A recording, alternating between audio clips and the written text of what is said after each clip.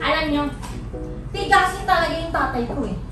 Oh, ay paano naman nasabi? Biruin mo ha, sinugod siya ng 5 aso sa bahay namin. Aba, lima. Pero hindi siya natakot. Oh.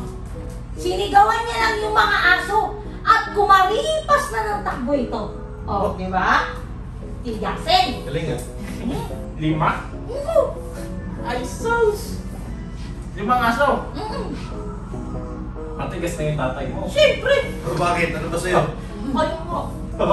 Yung amin, ay, wala yan sa tigas ng tatay ko. 7 kalabaw. Doon sa aming bukay, ay, nagliligalig yung aming mga kalabaw. Ay, wala, teka. Sininyas ang lahat. Oh, eh di uwi. Kaya katigas ang tatay ko. Yung tatay mo, 5. Ay, sus! Yan na yan? Oh, 7 eh. 7.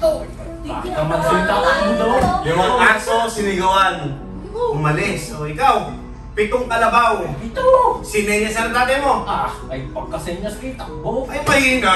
Mahihina kayong lahat. Ah, Nalambot pala ng tatay nyo eh. oh, sige, paano yung matigas ang tatay mo?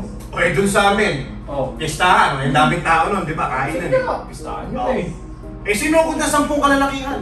Oh, Oh, eh, mas madami sa akin. Oh. Wala kayo. Ayos, ayos. Oh, sige. Bakit? Ano ba ginawa ang tatay mo? Oh, wala. Steady lang. Kaya nga matigas eh. Steady. Steady? Mukhang matigas nga talaga ang tatay nito. Oo.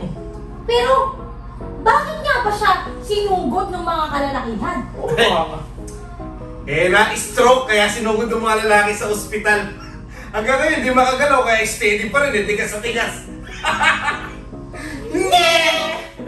Ikaw, anong kwentong tigas tatay mo? I-comment mo na yan sa aming official post upang magkaroon ng chance manalo ng 1K worth of prizes.